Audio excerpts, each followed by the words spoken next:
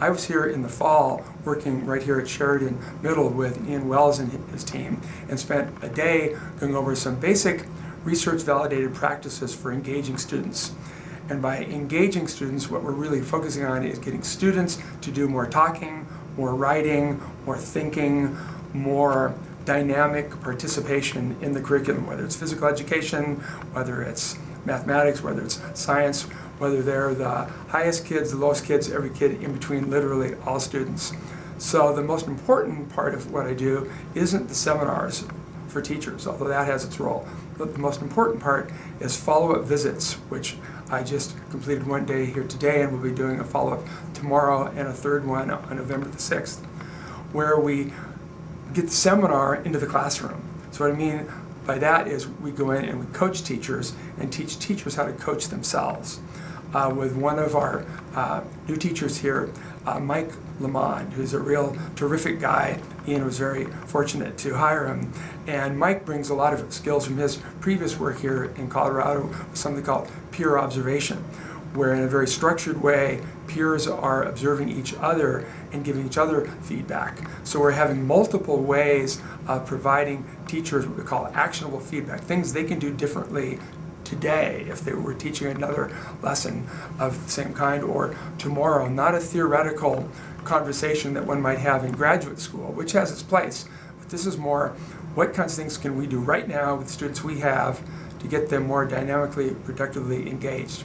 For example, one of the things we've really been working on is when we pose questions, is getting every single student to think about the question, respond to the question, say often in writing or maybe brief signaling, and then in a structured way, interacting with a partner. So every single kid, so maybe in a class of 30, we have 15 speaking, 15 then paraphrasing what they heard their partner say, and then 15 adding to what their partner said, and then the teacher choreographing a whole class conversation. So one of our aphorisms is, everyone does everything.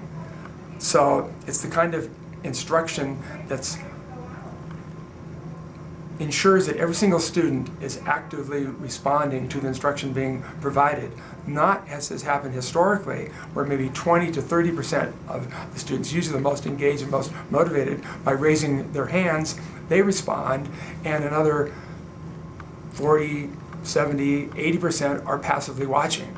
So one of our other aphorisms is, learning is not a spectator sport. You got to be on the field to get better at the game.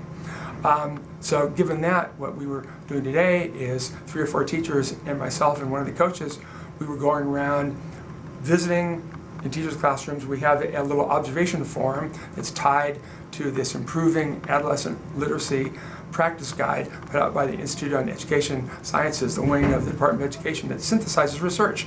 And one of the 5 major recommendations they have for improving adolescent literacy, again, the ability to read, write, speak, listen, and think across the content areas, is student engagement, more responsive. So for example, we want to get more what I call miles on their tongue, and not just talk, but a particular kind of talk, academic talk, where students are using words like subsequent and furthermore and therefore and essential and adequate and sufficient, words we don't use in everyday conversation but are used in academic texts, and we're demanding that they use these in academic writing so that in lots of practice in academic speaking to foreshadow the kind of academic writing that they're doing. And this is equally important. I saw, for example, a great math lesson in math class today, and where the students were analyzing their performance on a geometry assessment that they took last week and figuring out what kinds of concepts did they understand well, what kinds of things do they have to revisit, and what kinds of misconceptions. And they were using words like misconception and realizing that the root mis means not, like in misbehavior, right? And the concept means the idea or the topic. So they were able to insert vocabulary learning into the context of math as they were dealing with issues of slope and rise and run and concepts in geometry. So it's truly something that cuts across every content area.